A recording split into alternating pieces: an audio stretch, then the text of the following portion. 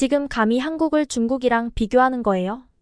프랑스 파리에서 한 중국인 여학생이 어떻게 한국 따위를 우리 중국과 비교할 수 있냐면서 소리를 지르고 아주 난리가 났는데요. 도대체 무슨 일이 벌어진 걸까요? 구독과 좋아요 부탁드리겠습니다. 안녕하세요. 저는 영국 케임브리지 대학교에서 물리학을 공부하고 있는 대학생 루시예요. 저는 지금 대학교를 다니면서 물리학 연구원에서 인턴으로 근무를 하고 있는데요. 물리학 연구원이신 아버지의 길을 따라가기 위해 인턴 교육을 밟고 있어요. 저는 어렸을 때부터 물리학 교수님이셨던 아버지의 영향으로 인해 자연스럽게 물리를 좋아하게 됐어요. 그래서 아버지는 항상 저에게 뭐든지 궁금해하고 관심을 가져야 한다 라고 이야기해 주시면서 제가 어렸을 때 뭐든지 직접 제가 제 손으로 만지고 해보게끔 만들어 주셨고, 제가 궁금해하는 게 있으면 그게 풀릴 때까지 아버지는 저의 궁금증을 풀어주셨어요. 그래서 그런지 지금도 무언가 궁금하거나 관심 있는 게 생기면 끝까지 파는 성격이 되어버렸죠. 아버지의 교육 방식이 저에게 좋게 작용을 한 거죠. 그런데 유일하게 저의 궁금증을 끝까지 풀지 못하게 만든 게 나타나게 됐고, 그게 바로 물리였어요. 아직도 풀리지 않은 많은 문제들이 존재하기에 너무 궁금한데 내가 한번 해볼까? 라는 정말 가벼운 마음으로 시작했던 것 같아요. 그래서 물리학을 전공하기 위해 열심히 노력했고, 결국 아버지와 같은 케임브리지 대학의 물리학을 전공할 수 있게 됐죠. 저의 아버지는 제가 대학에 입학함과 동시에 연구소로 들어가셨어요. 사실 아버지가 가르쳐주는 물리학 전공 수업을 듣고 싶었지만 아버지는 그건 오히려 물리학을 배우는 다른 학생들과의 형평성에 어긋난다고 이야기하셨죠. 그래서 아버지는 고민하고 고민한 끝에 연구소로 들어가시게 됐어요. 사실 아버지는 물리 쪽에서는 꽤나 명성을 날리신 분이세요. 여러 대기업에서 아버지를 스카우트하기 위해 정말 많은 제의가 들어오셨다고 해요. 하지만 아버지는 돈보다는 정말 물리 그 자체를 사랑하시는 분이시기 때문에 나라를 위해, 우리의 후손들을 위해, 제가 살아갈 날들을 위해 연구소로 들어가셨다고 하셨어요. 정말 멋진 아버지시죠? 하지만 저희 아버지도 집에서는 그저 다른 아버지와 다를 바 없는 아버지세요. 맨날 양말을 거꾸로 벗어놓으셔서 어머니한테 잔소리를 얼마나 많이 들으시는지. 이제는 그냥 벗어두실 때도 됐는데 절대 안 꽂히시더라고요. 하지만 밖에서는 정말 누구보다도 멋지고 제가 존경하는 아버지세요. 아버지에게는 가족 같은 관계의 중국인 동료인 장레이 아저씨가 있는데요. 장레이 아저씨는 아버지와 같은 케임브리지 대학교 출신으로 아버지와는 단짝 친구라고 이야기할 수 있어요. 장레이 아저씨와 아버지는 대학교를 다닐 때부터 물리학에 미친놈들이라고 학교에서 소문이 자자했었대요. 그래서 출신 학교인 케임브리지 대학교에서 교수 일도 하고 계시는데 학교에서 연구소로 들어갈 연구원을 뽑고 있었다고 하더라고요. 그런데 마침 제가 대학에 입학할 때였고, 그래서 아버지는 고민 끝에 연구소로 들어가시게 된 거죠. 장레이 아저씨도 같이 연구소로 들어가셨고, 장레이 아저씨 친구분과 함께 총 3분이서 연구소로 들어가시게 됐다고 하더라고요.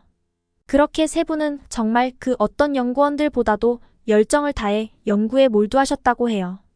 마치 풀리지 않은 많은 문제들을 전부 다 풀 것처럼 말이죠. 연구소에서도 미친놈들 3명이 들어왔다며 소문이 자자하셨대요. 아버지는 그렇게 좋아하는 물리를 실컷 연구할 수 있어서 너무나 행복하다고 하셨어요. 하지만 그런 아버지의 행복은 그리 오래가지 못했는데요. 어느 날부터인가 아버지가 점심시간이 되면 본인과 밥을 같이 먹던 팀 사람들이 점점 자기와 밥 먹는 횟수가 줄고, 연구원 사람들이 점점 본인과 교류하는 걸 꺼려하는 듯한 느낌이 계속 든다고 하셨어요.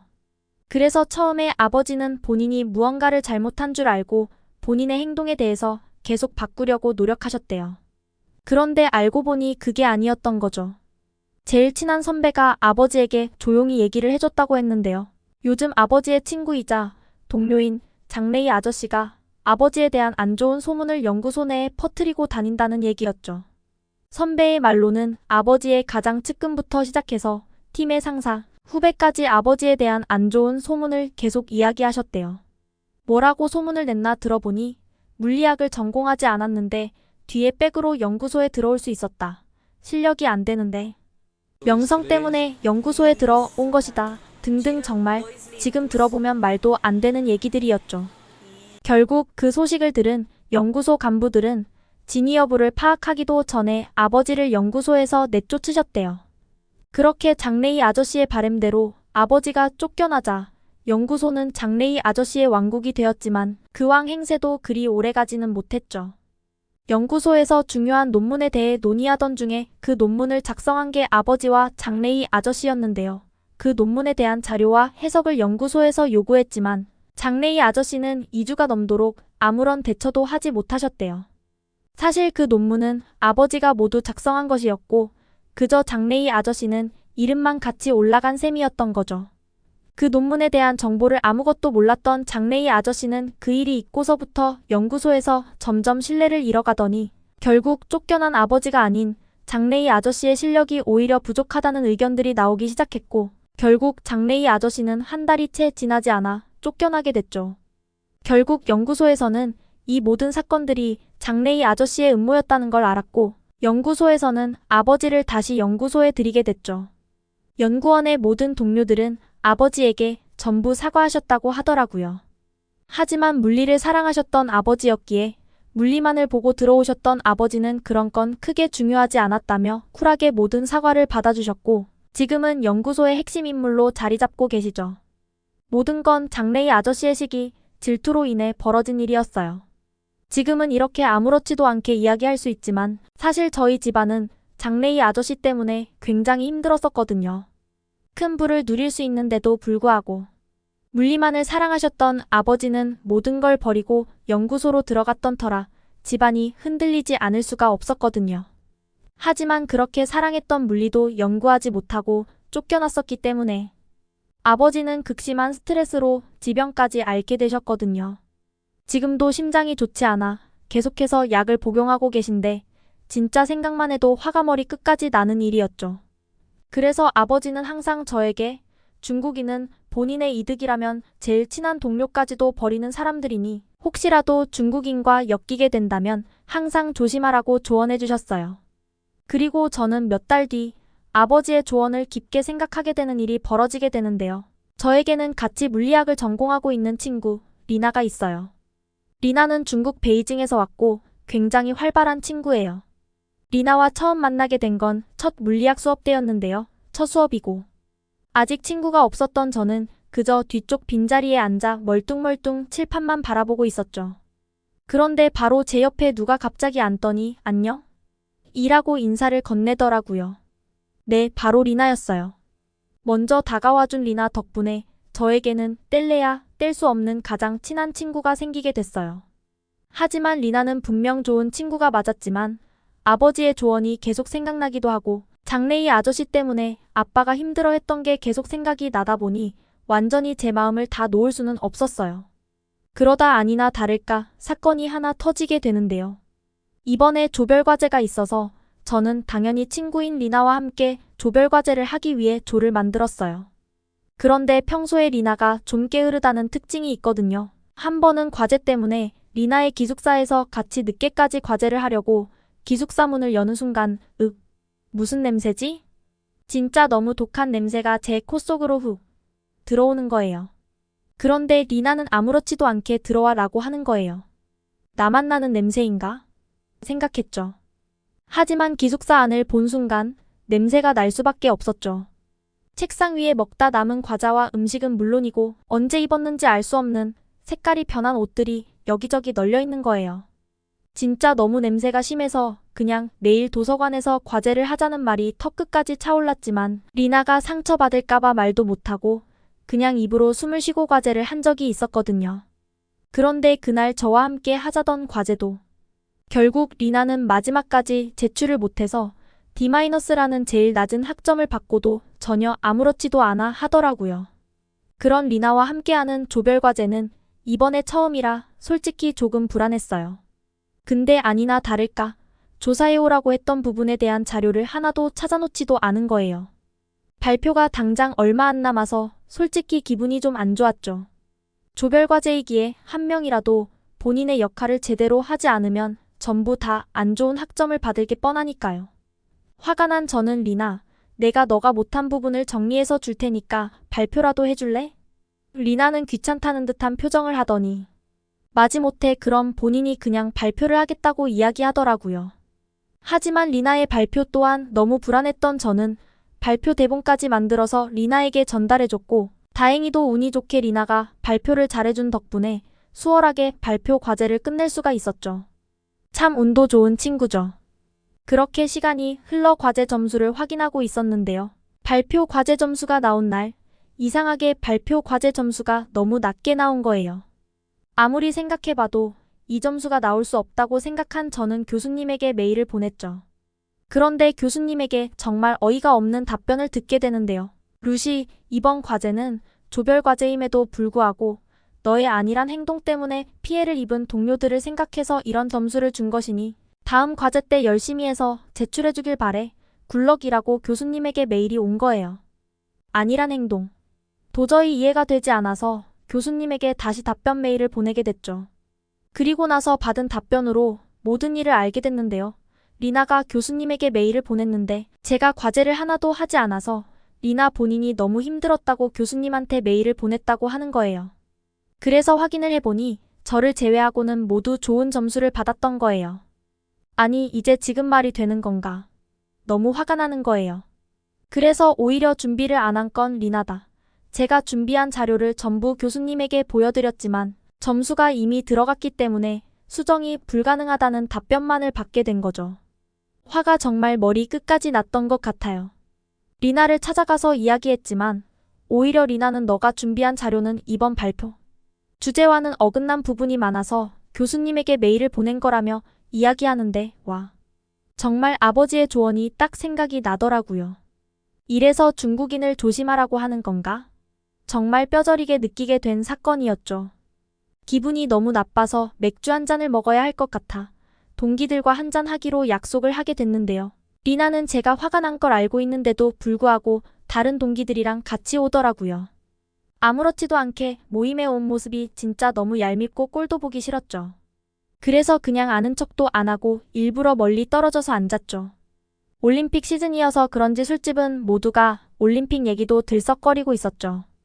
TV에서 생중계해주고 있는 경기를 보면서 한국인 친구인 소정이와 함께 올림픽에 대한 얘기를 하면서 맥주 한 잔을 하고 있는데 갑자기 리나가 대뜸 너네 지금 뭐라고 그랬어? 중국 비난하는 거지. 다 들었어. 라면서 소리를 치는 거예요. 너무 깜짝 놀라서 지금 무슨 소리를 하는 거냐고 이야기했죠. 하지만 리나는 너무 흥분한 나머지 제가 하는 얘기는 전혀 듣지도 않고 중국을 비난하고 있다면서 자리에서 일어나 저희에게 막 뭐라고 하는 거예요. 모든 동기들도 너무 놀라 리나를 보면서 그저 멍하니 바라만 보고 있었죠. 리나는 지금 올림픽에서 중국이 금메달을 얼마나 많이 땄는지 알아? 너네가 살고 있는 모든 나라의 메달을 합쳐도 우리 중국 반도 못 따라와. 라며 뜬금없는 얘기를 계속하는 거예요. 솔직히 저희는 올림픽에 그렇게까지 관심이 있지는 않았거든요. 그리고 중국에 대한 아무런 얘기도 하지 않았기 때문에 리나의 갑작스런 행동이 이해가 가지 않았어요. 그저 쟤 왜 저래? 라는 생각만 머릿속에 맴돌고 있었죠. 그러더니 리나는 한국인 소정이에게 소정, 너네 한국은 올림픽에 참가는 했니? 아시아에서는 중국이 제일인 거 알지?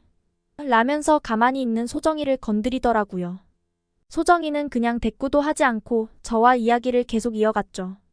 하지만 리나는 그런 소정이를 보고 오히려 더 흥분하면서 한국은 전부 편법 쓰면서 올림픽에 나가던데? 라고 이야기를 하는 거예요.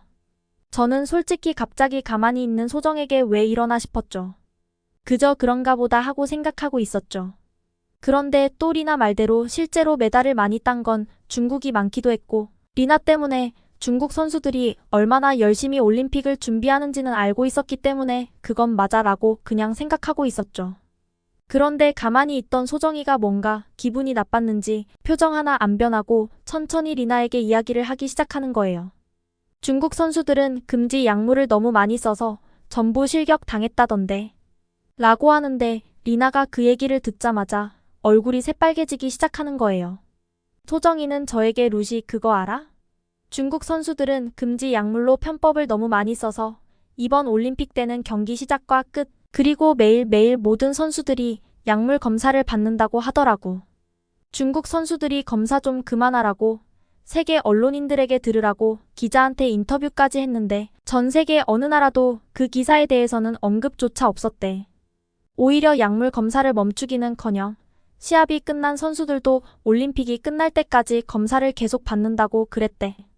저는 이 얘기를 듣는 순간 너무 깜짝 놀랐어요. 리나에게 중국이라는 나라에 대해 종종 들었을 때는 중국인 선수들은 누구보다도 정직하고 솔직한 사람들이라는 인식이 있었거든요. 그런데 이번에 소정이의 얘기를 들어보니 이상한 점이 한두 개가 아니더라고요. 너무 궁금해서 인터넷에 검색도 해봤는데 실제로 지난 올림픽 때 금지 약물 검출로 금메달을 뺏긴 선수들이 너무나 많았더라고요. 리나는 모든 사실을 알고 있었는지 소정이가 한 얘기에 아무런 대꾸도 하지 않았어요. 사실 못했다고 하는 게 맞는 표현이겠죠. 하지만 가만히 듣고 있을 리나가 아니었죠. 이번 파리 올림픽 때 침대를 전부 종이로 만들었다고 하던데 너네 한국에서 열렸던 올림픽도 그랬던 거 아니야? 심지어 음식은 전부 비건 음식으로 만들어서 선수들이 단백질 섭취를 못해서 다 고생하고 있다던데 이런 선진국인 프랑스도 이렇게 준비하는데 너네 한국에서는 제대로 된 음식이 나온 적은 있었니? 우리 대중국이라면 모를까? 하긴 너네 한국 같은 후진국에서 무슨 올림픽이 열렸겠니? 아주 비꼬면서 얘기하는 게 저를 향해서 얘기하는 게 아닌데도 불구하고 너무나도 얄밉더라고요. 그런데 가만히 듣고 있던 소정이도 조금 화가 났는지 톤이 조금 높아지더라고요. 너 진짜 한국에 대해서 아무것도 모르는구나. 우리 한국에서 열린 올림픽이 세계에서 얼마나 이슈가 됐었는지 진짜 하나도 모르는 거야? 라고 하더니 따발총처럼 이야기를 쏟아내더라고요. 우리 한국에서 열린 올림픽에선 선수들한테 준비해준 침대가 세계 어느 나라에서 열린 올림픽 선수들한테 제공한 침대 중에 제일 컸다고 하던데 심지어 여태 올림픽이 열린 어느 나라에서든 음식에 관한 이슈가 항상 있었는데 유일하게 없었던 나라가 우리 한국이야. 세계 각지에서 온 선수들을 배려해서 비건은 물론이고 알레르기가 있는 선구들을 조사하고 배려해서 셰프들이 직접 음식을 만들어줬다는데 뭘 좀 알고 얘기해 줄래? 소정이가 그렇게 또박또박 이야기하는 건 정말 처음 봤던 것 같아요. 근데 소정이 얘기를 들어보니 소정이가 한 말들이 정말 사실인가? 라는 생각이 들더라고요. 저는 워낙 올림픽이나 스포츠에 대해 관심이 없었기 때문에 한국에 그런 이슈가 있었던 건 하나도 들어본 적이 없었거든요. 가만히 소정이 얘기를 듣고 있다가 인터넷에 검색을 해봤는데 아니 소정이가 이야기한 게 전부 사실인 거예요.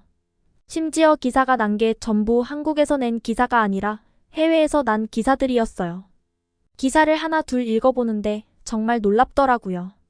한국에서 열린 올림픽이 역대 열린 올림픽 중 최고의 올림픽이었다며 세계 각지에서 쓴 기사들이 정말 도배가 되어 있더라고요. 얘기를 듣던 리나는 결국 자리에 앉더니 맥주 한 잔을 그대로 원샷을 하더라고요.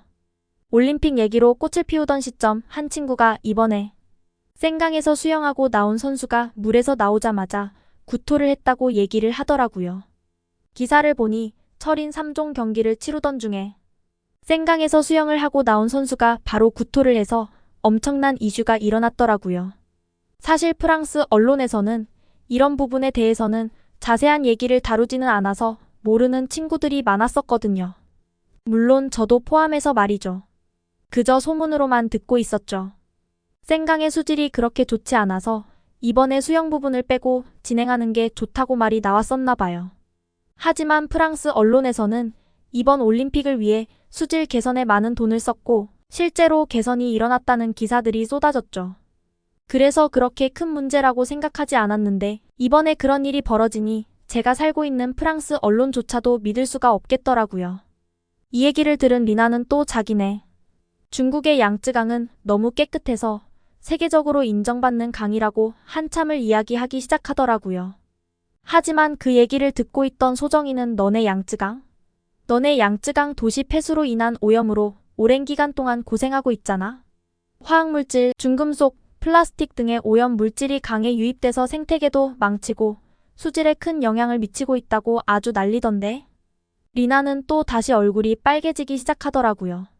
결국 리나의 모든 말은 또 전부 거짓말이었죠. 실제로 양쯔강의 오염도가 생각보다 심각해서 나라에서 많은 돈을 쓰면서 강이 수질을 좋게 만들려고 노력하고 있지만 너무 많이 진행된 오염과 강 근처에서 계속 유입되고 있는 폐수들로 인해서 원래대로 돌리기는 사실 거의 불가능하다는 전문가들의 소견까지 나올 정도라고 하더라고요. 리나는 분노에 가득 찬 얼굴로 소정이에게 그러면 너네 한국은 뭐 큰 강이라도 있니? 참, 우리나라의 양쯔강만큼 크고 멋진 강은 세계 어디에도 없는데 너네 한국에 있을 리가 없지. 있다고 해도 아마 그 강에 들어가서 수영은 무슨 정화시킬 기술이나 물도 없어서 그 강물이나 마시는 수준이겠지 뭐 라며 또 소정이를 엄청 건드리더라고요. 소정이는 또 다시 침착한 얼굴을 하고 저기 미안한데 우리는 세계적으로 인정받는 한강이라는 강이 있어. 왜 이래? 총 길이가 무려 514km에 이르는데 심지어 우리 한국은 한강의 물을 정수해서 마시는 아리수라는 것도 있거든. 아리수는 이미 국제적인 품질 인증을 받을 정도로 높은 수준의 수질을 자랑하는 건 물론이고 세계에서 가장 깨끗한 수돗물이라는 평가도 받았는데 뭘 좀 알고 얘기하지? 그 아리수는 이미 한국의 가정이나 병원, 식당에서도 사용하고 있는 물이라고. 우리 한국의 서울시에서 직접 관리하는 수돗물인 만큼 얼마나 안전하고 깨끗한데 직접 와보지 않아서 너는 모를 수도 있겠다. 그런데 너는 중국에서 태어난 애가 중국에 대해서도 그렇게 모르는데 세계 다른 나라에 대해서도 관심을 좀 가져주는 건 어때? 라며 정확하게 리나에게 비수를 꽂는 말을 했죠. 리나는 그제서야 본인의 생각과 언행이 다른 사람들을 불편하게 하는구나 라는 느낌을 받았는지 화도 점점 수그러들고 소정이나 다른 친구들이 하는 얘기를 경청하기 시작하더라고요.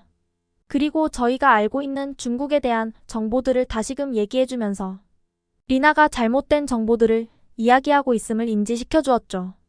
얘기를 하다 보니 스트레스를 풀기 위해 모인 자리는 소정이를 중심으로 본인의 고향인 세계 각국의 이야기들을 하는 자리가 됐죠. 그런데 소정이 얘기를 들어보니 한국이라는 나라가 정말 신기하면서도 궁금증을 일으키는 나라더라고요. 세계사 공부를 할 때 한국에 대해 잠깐 배운 적이 있긴 했었는데 솔직히 그렇게 관심이 가거나 궁금하지 않았었거든요. 그런데 이번 올림픽 때도 그렇고 이슈가 된 선수들은 전부 한국인 선수들이었어요. 저는 특히 이번에 많은 관심이 갔던 게 바로 양궁이었는데요. 아니, 이번 2024년 파리 올림픽에서 한국 여자 단체전은 10연패를 달성해서 1988년 서울 올림픽부터 단 한 번도 금메달을 놓치지 않은 새로운 역사를 쓰고 있다고 하더라고요. 이는 세계 양궁 역사상 전례 없는 기록이라고 아주 난리가 났더라고요.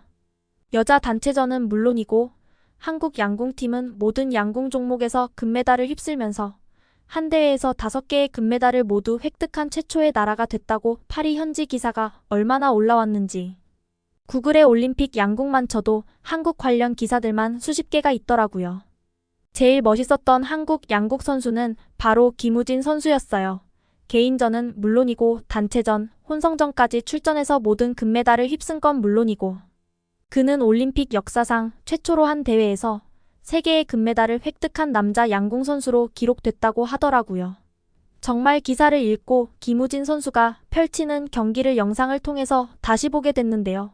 정말 보는 내내 감탄이 끊이질 않았던 것 같아요. 아니, 조준을 하고 쏘는 데까지 그렇게 오래 걸리지도 않는 시간인데 어떻게 그렇게 활을 쏘는 건지 너무너무 신기하더라고요. 그래서 어떻게 한국이 이렇게 양궁을 잘할 수 있는지 궁금해서 조금 조사를 해봤는데요. 한국 양궁이 세계 최강의 자리를 차지하게 된 데에는 여러 요인들이 있겠지만 그중 하나로 전통 놀이인 투호놀이가 간접적인 영향을 미쳤다고 볼 수 있다고 하더라고요. 투호놀이는 땅에 세운 항아리에 화살이나 막대기를 던져 넣는 놀이로 정확성과 집중력을 요하는 놀이더라고요. 아무래도 어렸을 때부터 이런 놀이들을 하다 보면 당연히 양궁에 필요한 기술이나 정신 집중 같은 훈련을 하는데 도움이 많이 될 것 같은 생각이 들더라고요. 한국에서는 예로부터 전통적으로 활쏘기가 중요한 무예로 여겨져 왔다고 하더라고요. 조선시대에서도 이미 국궁은 대중적인 스포츠로 자리 잡았을 만큼 한국 사람들은 옛날부터 활쏘기에 대한 역사가 깊었던 거죠. 한 나라의 시대적 배경을 쫙 봤을 때 이런 시대적 흐름에서 그 이유들이 나온다는 게 너무 재밌고 저를 흥미롭게 만들었죠. 다음에 기회가 된다면 꼭 한국을 방문해서 한국에 대해 더 깊이 느끼고 싶다고 생각하게 됐죠. 지금까지의 사연 어떻게 들으셨나요? 하마터면 한국에 대해 잘못된 인식을 가질 뻔한 상황을 소정이 덕분에 오히려 좋은 인식을 심어주게 되는 사연이었던 것 같은데요. 잘못된 정보를 마치 진실인 마냥 얘기하고 다니는 중국인에게 시원한 한 방을 날려준 소정이에게 개인적으로도 감사의 인사를 보내고 싶네요. 구독과 좋아요 부탁드리며 다음에 더 재미있는 사연으로 돌아오겠습니다. 감사합니다.